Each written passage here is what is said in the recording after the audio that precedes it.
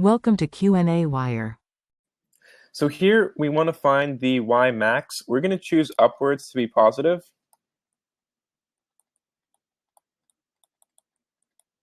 And we're going to say that the y initial is going to be 0 meters because we're starting at the ground. And then y final would be, of course, our maximum height.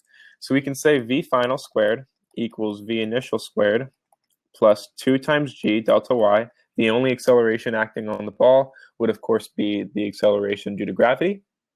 And so delta y is going to be equal to velocity final squared minus velocity initial squared divided by 2 times g.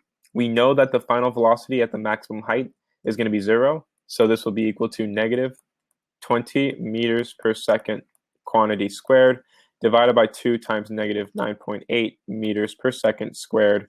And this is equaling 20 meters. At this point, this would be the y max. And they want to find the total time of flight.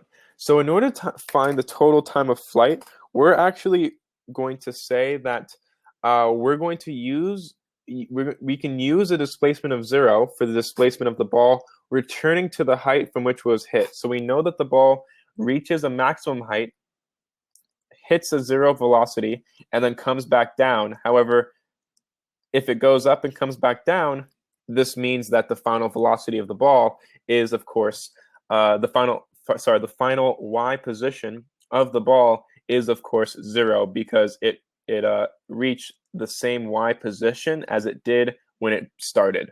So we can say y initial equals y final equals y initial equals y final plus vy initial t plus 1/2 at squared. We're going to say that t is going to be equal to vy initial plus 1/2 at, and this is going to equal 0. So we're basically factoring out a t. So basically t is going to equal 0 seconds. And again, these are going to be 0, 0. So therefore, we can say that vy initial plus 1/2 of at is going to equal 0. Again, the only acceleration here would be the acceleration due to gravity. So this a becomes g, and we can say that t is going to equal negative vy initial negative 2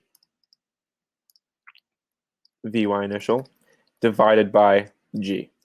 And this is equaling negative 2 times negative 20, negative 2 times 20 meters per second divided by negative 9.8 meters per second squared, and t is equaling approximately 4 seconds. So this would be our final answer for the total time of flight.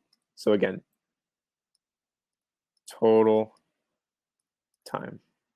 Again, going up and going down. That is the end of the solution. Thank you for watching.